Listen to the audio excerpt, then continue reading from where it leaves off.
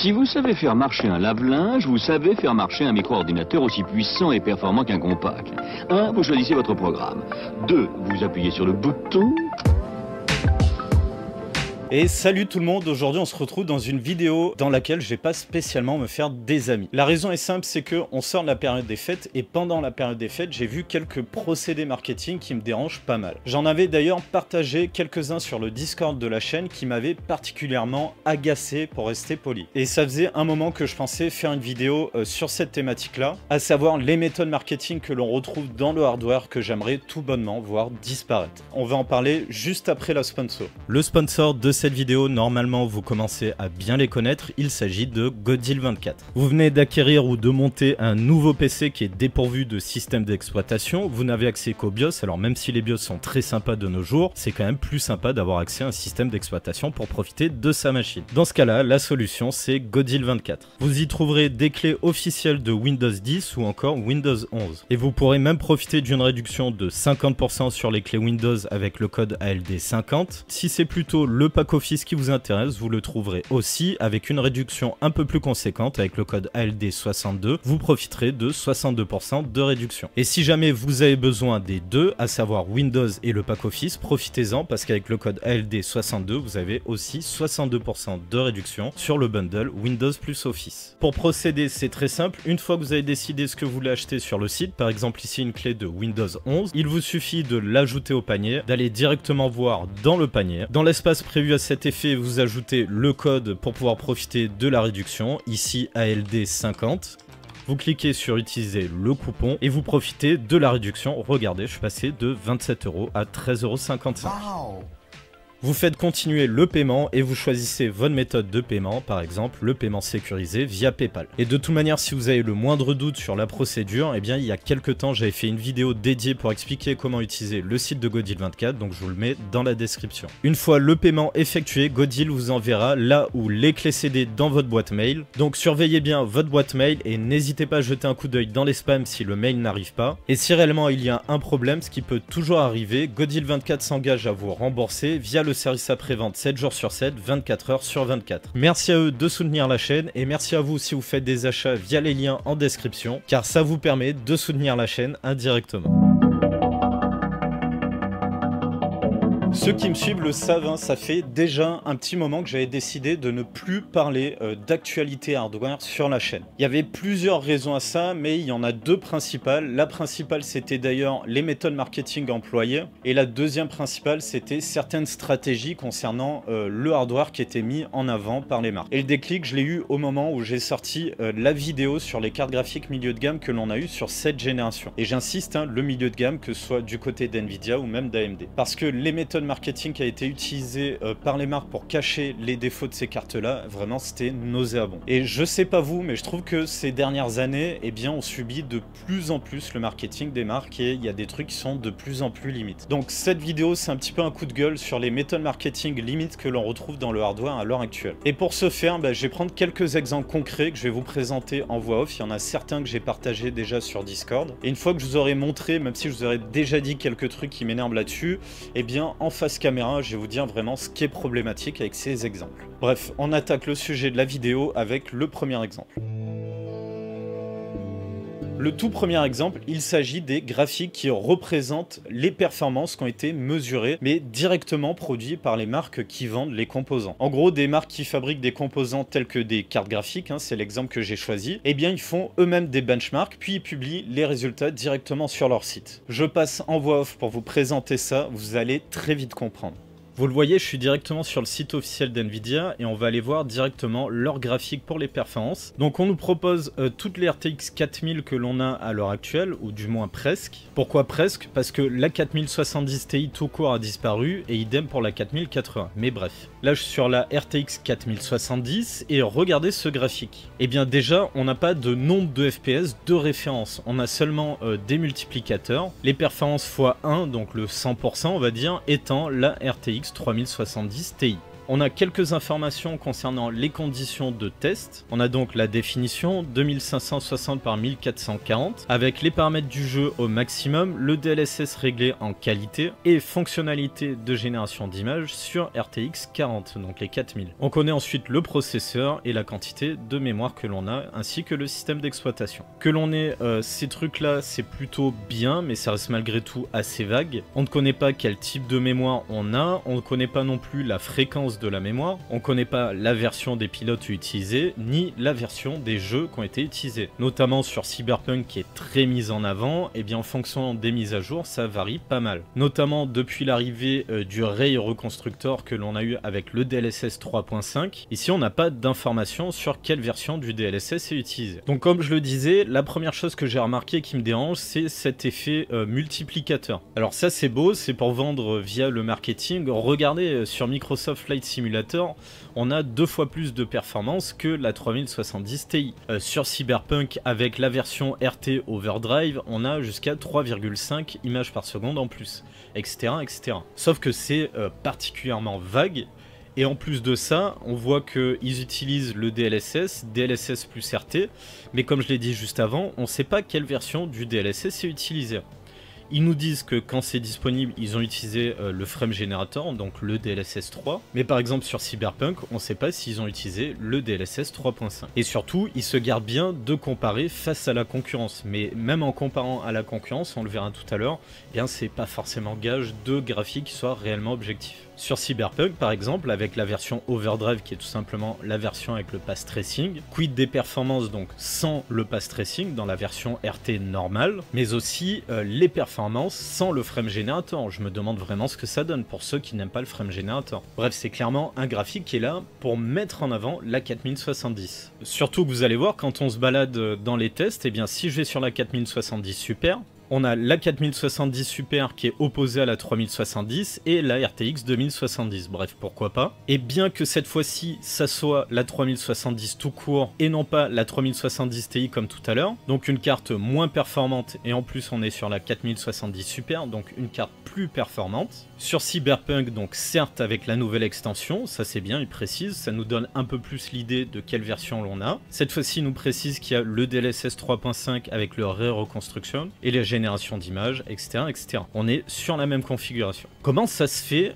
que la 4070 Super, qui est plus performante que la 4070 tout court, eh bien, elle n'arrive pas à faire 3,5 fois plus d'images par seconde, même avec le DLSS 3, face à la 3070, alors que tout à l'heure on l'a vu, la RTX 4070, donc moins performante que la 4070 Super, j'insiste, elle fait 3,5 fois de performance, ou du moins d'images en plus, face à la 3070 Ti qui est plus performante que la 3070. Pourquoi la 4070 Super n'y arrive pas? On voit bien qu'il y a des incohérences, alors d'où ça sort ces résultats? Eh ben on n'en saura pas plus que ce que l'on a là, tout simplement. On va aller voir chez les autres, sinon on va me dire que je tire que sur une marque et que je suis pro Nvidia ou pro Intel. On va garder Cyberpunk 2077 parce que c'est plutôt un bon jeu pour voir les performances des cartes à l'heure actuelle. Et vous allez voir que chez AMD, eh bien c'est pas beaucoup mieux. On a déjà un petit peu plus d'informations concernant la configuration, donc ça c'est quand même positif. On a des informations sur la version des pilotes qui ont été utilisés, que ce soit les pilotes AMD ou les pilotes Nvidia. Donc ça, c'est plutôt pas mal. Chez eux, ils séparent leurs graphiques en plusieurs catégories. On va prendre par exemple Enthusiast, qui concerne les cartes graphiques les plus haut de gamme, et on peut voir qui l'oppose aux cartes de la concurrence. Donc pour l'instant, on peut se dire que ça se présente mieux que sur le site d'Nvidia. AMD fait un petit peu plus d'efforts, mais vous allez voir que c'est encore plus sournois finalement. Là où ça pêche, c'est qu'on n'a pas tant d'informations que ça sur les réglages graphiques. Ils nous disent simplement qu'ils ont utilisé les paramètres les plus courants. Alors ça veut tout et rien dire. La seule chose dont on peut être sûr, c'est finalement la définition qui est utilisée. Et quelle aubaine, hein, on peut voir que ça met quand même fortement en avant les cartes d'AMD. La 7900 XTX qui fait mieux que la 4080 sur Cyberpunk en 1440p, alors pourquoi pas. Je pense fortement que c'est uniquement en rasterisation. Le problème c'est qu'on n'a pas les informations, si est-ce que l'on est avec le ray tracing, est-ce que le FSR est activé ou non, est-ce que pour les cartes Nvidia le le DLSS est activé ou non. Est-ce que le frame generator est activé du côté d'NVIDIA ou non. Pareil du côté d'AMD. Bref, on n'a aucune information. La seule information que l'on a, c'est qu'ils ont utilisé les paramètres les plus courants. Alors d'après qui, j'aimerais bien le savoir. Mais en gros, on n'a aucune information là-dessus. Et vu les résultats, on se doute que c'est des paramètres qui vont forcément mettre en avant les cartes d'AMD. Donc là aussi, c'est finalement très sournois parce que même s'ils comparent avec la concurrence, eh bien c'est sûrement des paramètres graphiques qui mettent en avant les cartes d'AMD. Et je pense que c'est pour ça que tout simplement ils ne détaillent pas quels paramètres graphiques ils ont utilisés. J'insiste, hein, mais on n'a aucune information concernant s'il y a des technologies d'upscaling qui sont utilisées, ni s'ils ont utilisé le ray tracing. En tout cas, pour connaître un minimum quand même les cartes, je pense que la 7900 XTX avec pas loin de 140 images par seconde, clairement il n'y a pas de ray tracing qui est utilisé. Et je pense que le FSR doit être activé au moins en mode qualité. Donc finalement, eh bien, c'est quoi le problème avec ces graphiques ? Je dirais tout simplement que ce sont des mauvais graphiques, mais bien entendu, il faut argumenter plus que ça. Déjà, pour les exemples que je vous ai montrés, hein, que ce soit du côté d'NVIDIA ou même du côté d'AMD, le premier truc qui coince, eh bien, c'est tout simplement que l'on n'a pas toutes les informations que l'on devrait avoir. Chez NVIDIA, on n'a pas de résultats chiffrés, on a juste des variations représentées par des multiplicateurs. On n'a donc vraiment aucune idée de ce que sont les performances réelles de ces cartes. Je prends l'exemple de Cyberpunk avec la 4070,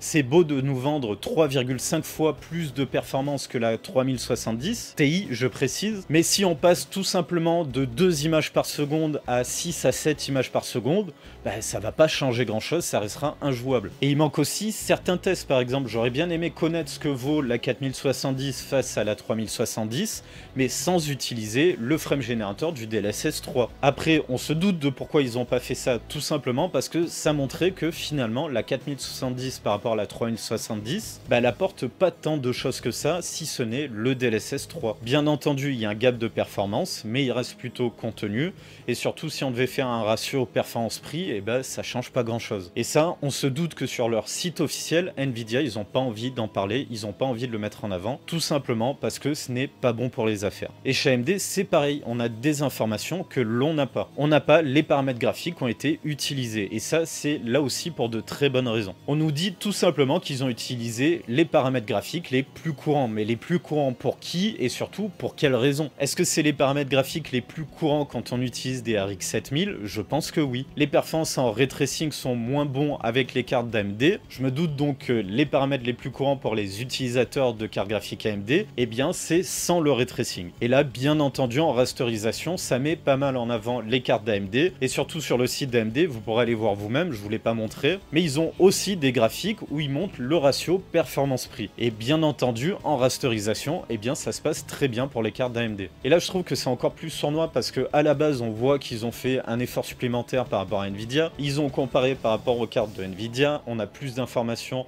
sur la configuration, la version des pilotes, etc. On a même le nombre d'images par seconde qui sont annoncées. Mais en vrai, tout ça, ça n'a aucune valeur parce qu'on n'a pas les paramètres graphiques qui ont été utilisés. Et un petit peu comme pour NVIDIA, eh bien, on n'a pas tous les tests qui ont été réalisés.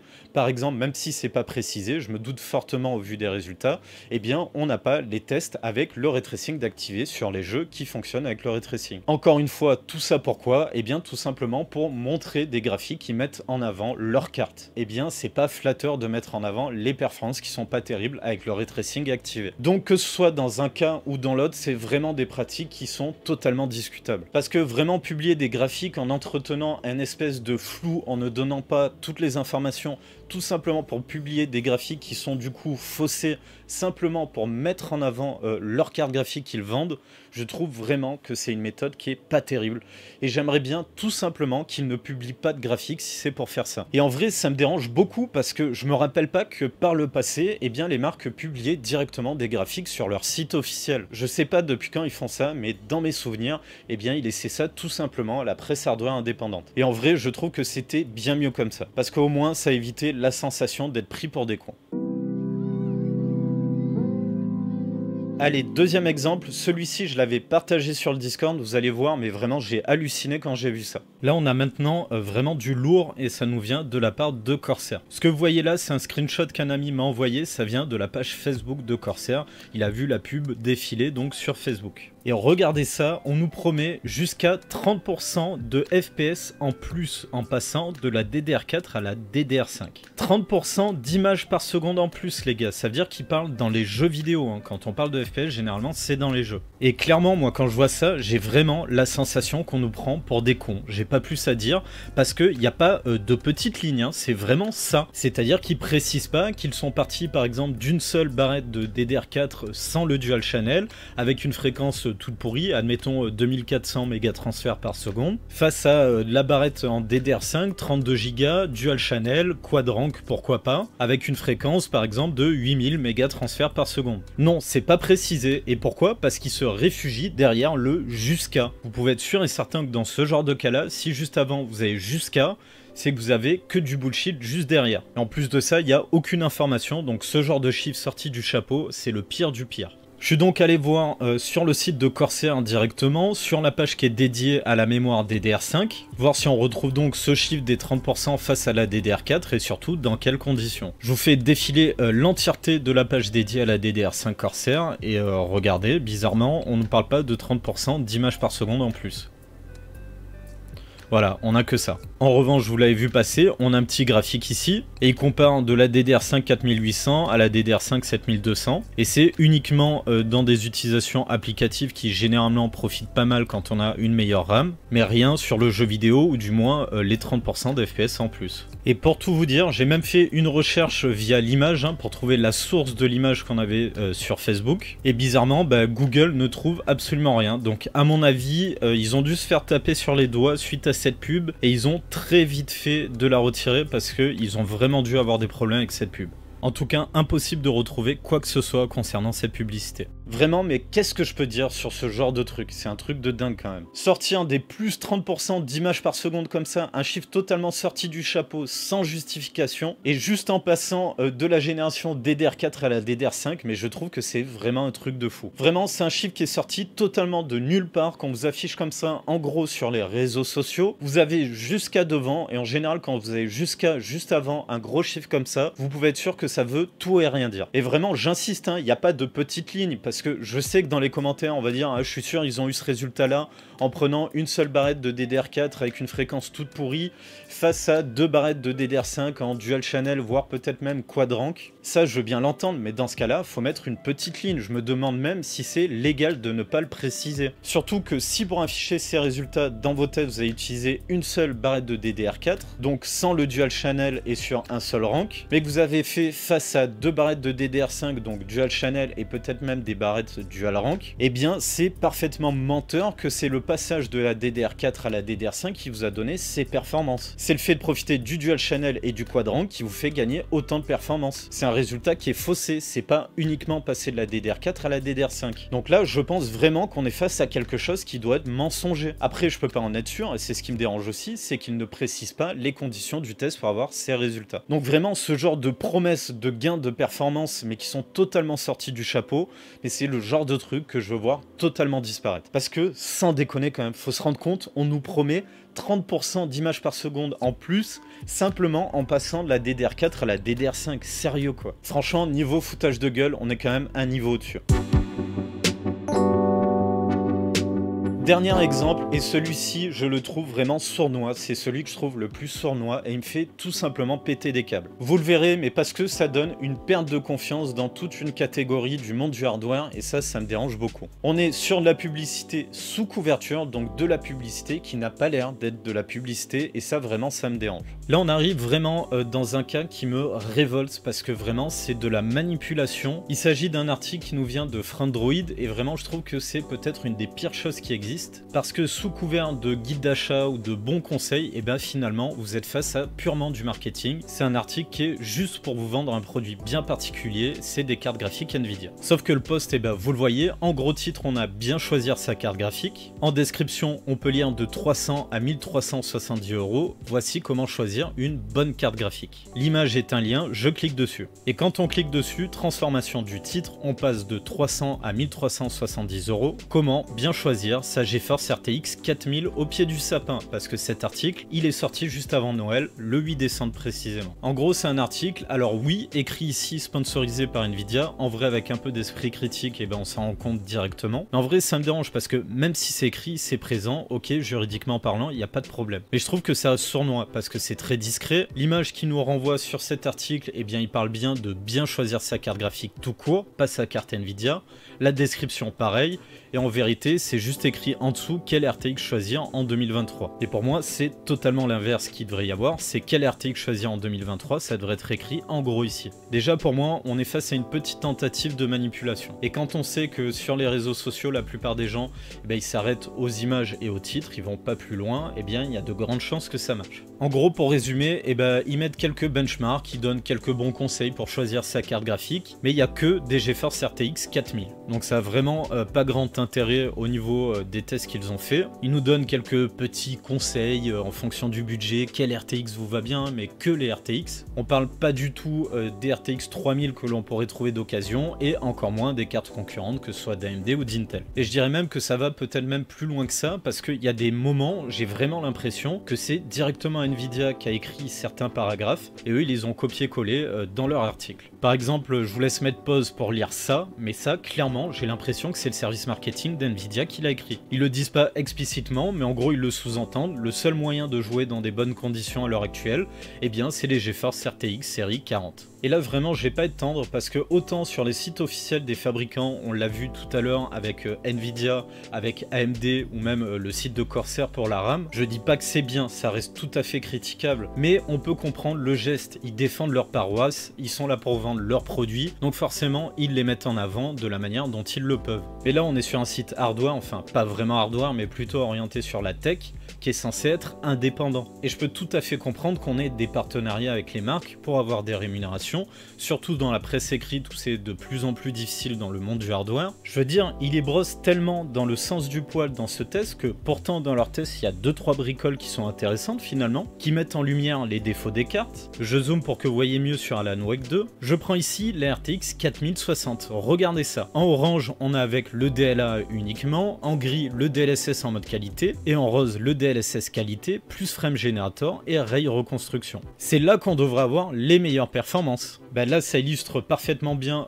pourquoi je critique les 8 Go de cette carte en permanence. Ben regardez ça, en 1440p, vous le voyez là, hein, bien qu'on ait le DLSS qualité, le frame generator et le ray reconstructor, eh bien on a moins d'images par seconde qu'avec seulement le DLSS en qualité. Et bien ça c'est lié à quoi? Au manque de la VRAM. Et pourquoi je vous dis ça? Parce que dans cet article il n'y a pas un seul mot sur les limitations causées à cause des 8 Go de VRAM, que ce soit sur la 4060 ou la 4060 Ti. Je pense qu'ils se sont mis sur les yeux les billets donnés par Nvidia pour vous sortir cet article là et pour ne même pas mentionner les limitations à cause de la VRAM. Mais bien entendu il s'agit d'un guide d'achat pour vous conseiller quelle carte graphique prendre. Et ça me révolte parce que c'est tout simplement le meilleur moyen de jeter le discrédit sur la presse hardware, et même certains créateurs de contenu font ce genre de choses et jettent là aussi le discrédit sur les autres créateurs de contenu. Bref, pour tout ça, eh bien Frandroid, vous avez gagné un blacklist de ma part parce que cet article il est manipulateur sous couvert de bons conseils pour vous aider à choisir une carte graphique, de guide d'achat. Et bien finalement vous êtes face à un article qui est purement publicitaire pour vous vendre des RTX 4000.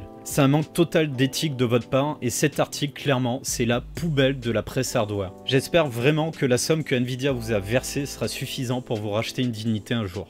Vraiment, vous l'avez vu, je m'emporte sur Frandroid, ça m'énerve tellement que j'arrive pas à me contenir. Et que ce soit clair, j'ai pas de problème avec les partenariats, hein, que ce soit pour la presse écrite comme ça ou même les gens qui font des vidéos tels que moi, avoir des partenariats, c'est ce qui permet de faire vivre tout simplement ce genre de contenu. C'est comme ça que ça marche de nos jours. Moi, je suis pas dans ce cas-là, mais d'autres créateurs de contenu qui sont capables de vous proposer des tests régulièrement, par exemple sur des cartes graphiques ou des processeurs qui coûtent extrêmement cher, ils n'ont pas les moyens de les payer eux-mêmes pour vous les présenter et les tester. Maintenant, ça fonctionne par partenariat, les marques vous les envoient, ils vous les prêtent ou même parfois ils vous les donnent. Moi-même, j'ai fait quelques vidéos à mon niveau où c'était avec des partenariats, mais ça n'interdit absolument pas de comparer avec les autres marques, avec ce que proposent les autres fabricants de cartes graphiques dans ce cas-là, voire même, hein, surtout quand on fait un guide d'achat tel qu'ils l'ont fait, et bien tout simplement parler du marché de l'occasion et des générations précédentes de composants. Il n'y a rien qui l'interdit, et si jamais la marque vous interdit de parler eh bien, des marques concurrentes, ou même de leur propre marque mais sur les générations précédentes, eh bien rien ne vous empêche de refuser ce partenariat-là. Et ça, tout simplement, c'est un choix qui a été fait par la ligne éditoriale de Frandroid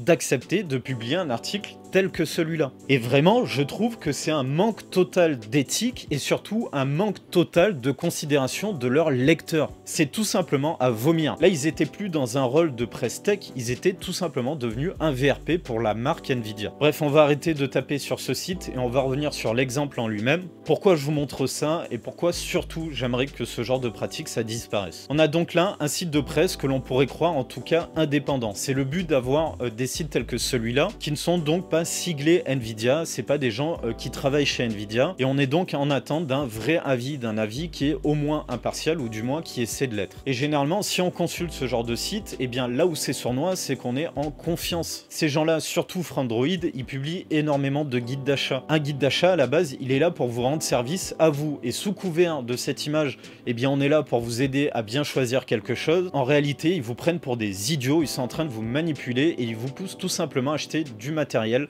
vers une marque avec laquelle ils ont un partenariat. Et je sais pas quels étaient les termes au niveau de cet article-là. Est-ce qu'ils étaient simplement payés pour sortir cet article? Mais en réalité, je pense pas que ce soit passé comme ça. À mon avis, ils étaient plus rémunérés au nombre de clics qu'il y avait sur les liens vers lesquels ils vous redirigeaient pour acheter les cartes graphiques Nvidia. Ils avaient donc tout à gagner financièrement pour eux en brossant dans le sens du poil les nouvelles gammes de cartes graphiques Nvidia, les RTX 4000. Du coup, quand on lit l'article, eh bien c'est les meilleurs du monde, il n'y a aucun défaut, tout va bien, sont parfaites. Aucune remise en question du prix, on vous dit pas bon pour les petits budgets, on vous propose à partir de temps. Alors certes, c'est un petit peu cher, mais vous aurez droit à temps, par contre tel ou tel défaut.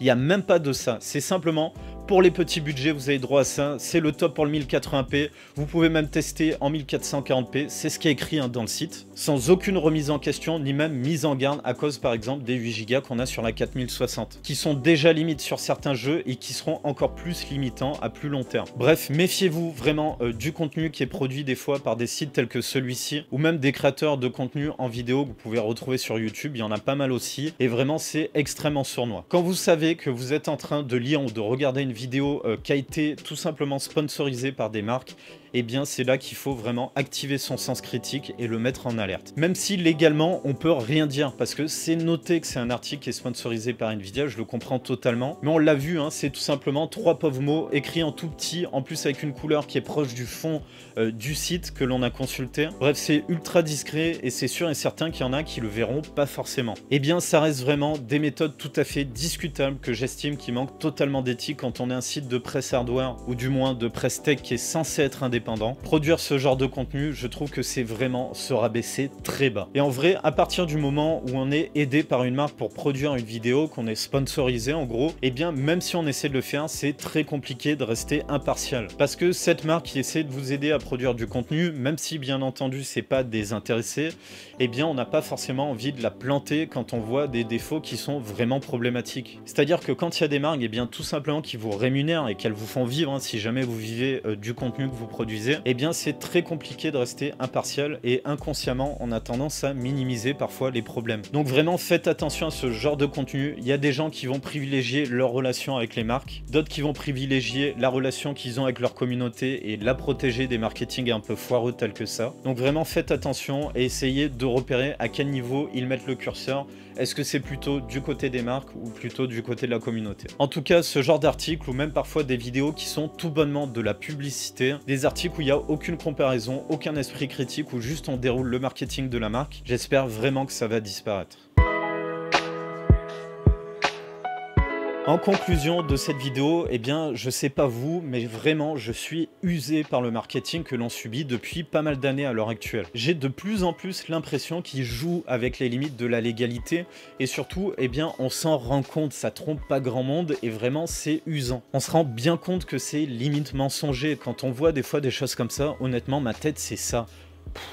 Et je pense qu'on est nombreux dans ce cas-là. Et surtout, c'est omniprésent. Auparavant, c'était limité aux sites qui vraiment se destinaient à ça. Mais de nos jours, même quand on est sur les réseaux sociaux, on subit énormément de marketing venant de ces marques-là. Suffit de regarder sur TikTok, par exemple, vous avez la page officielle des marques et c'est purement que du déroulé marketing de ce que vous avez. Par exemple, sur le TikTok d'NVIDIA, c'est un truc de fou. Vous avez que des vidéos dans lesquelles vous savez, vous avez le carré gris avec le compteur d'images par seconde et de l'autre côté, le carré vert avec là aussi un compteur d'images par seconde où ils activent tout ce qui booste les performances. Le DLSS, le frame generator, etc., etc. Bien entendu, ils vous précisent pas si c'est avec le DLSS en mode performance ou pas. Le but est juste d'avoir le plus gros chiffre de framerate quand on active les technologies NVIDIA. Et AMD le fait aussi avec le FSR, bref, vous avez compris.